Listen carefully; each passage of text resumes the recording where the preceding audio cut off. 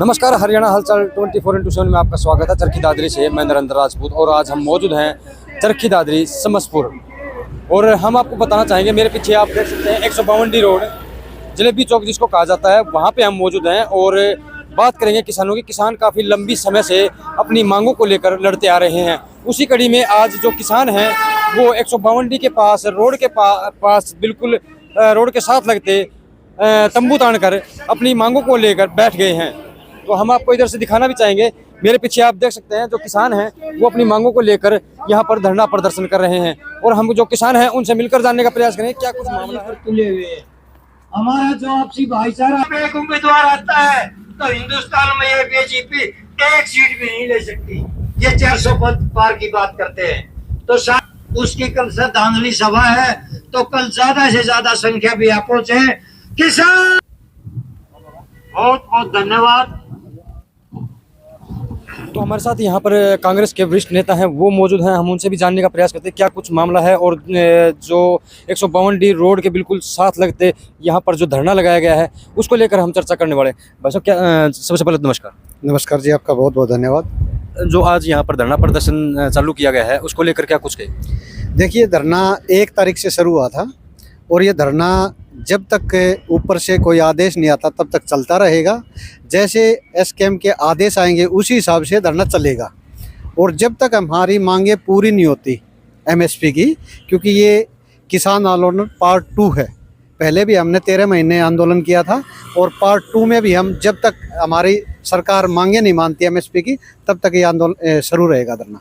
क्या मानते हैं, जैसे आंदोलन की बात करें, पार्ट 2 का आपने जिक्र किया है। पार्ट 2 अगर सरकार चाहे तो ये पार्ट 1 में ही खत्म हो सकता था, क्या आगे भी बढ़ सकता है, पार्ट 3 भी हो सकता है इसका। देखिए, मोदी एक ऐसा अहंकारी नेता है क्योंकि 13 महीने तक जब पहले बैठे रहे किसान तब उन्होंने इस बारे में 13 महीने के बाद सोचा कि ये तो मेरे से भी ज़्यादा ताकतवर आके मेरे से लड़ गए, इसलिए उन्होंने ये कानून वापस लिए। और जिस हिसाब से मोदी ने, प्रधानमंत्री ने हमारी मांगों का समर्थन किया था कि ये काले कानून में वापस लेता हूं और एमएसपी की मैं गारंटी आगे दूंगा, पर वो अपने वादे से मुकर रहे हैं, इसलिए हमें आंदोलन पार्ट 2 शुरू करना पड़ा। आज के समय की बात करें तो पूरा देश है वो किसान से चल रहा है, तो इतनी हठधर्मिता क्या मानते हैं आप, क्यों नहीं मान रही है सरकार? क्या कहीं ना कहीं किसानों में कमी है या फिर सरकार मनमानी कर रही है?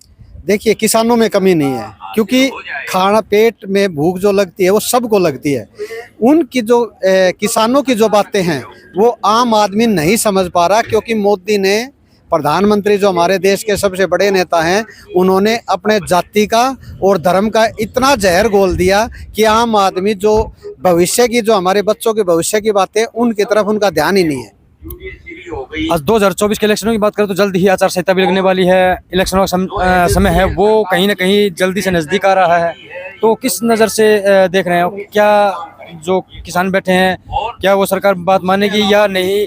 और 2024 में इलेक्शन आ रहे हैं, उसको किस प्रकार से देखेंगे? देखिए, किसान सरकार मानेगी या ना मानेगी ये बात तो हम नहीं कह सकते, क्योंकि पहली बार भी हमने 13 महीना आंदोलन करके सरकार को झुकाया था और पार्ट 2 में भी हमारी मांगे जब तक पूरी नहीं होंगी तब तक हम इसी तरह लड़ाई लड़ते रहेंगे।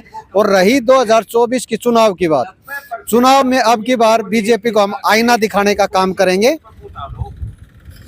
बिल्कुल, यहाँ पे बहुत बड़ी बात यहाँ पर इन्होंने कह दी है, 2024 के अंदर बीजेपी को आईना दिखाने का काम करेंगे।